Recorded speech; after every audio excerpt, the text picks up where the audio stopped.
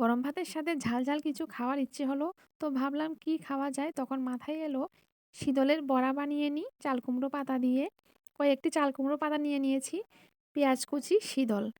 পেঁয়াজ কুচির মধ্যে দিয়ে দিলাম স্বাদমতো নুন, হলুদের গুঁড়ো, লাল লঙ্কার গুঁড়ো, সর্ষের তেল দিয়ে মেখে নিয়েছি। লাল, লাল করে মেখেছি।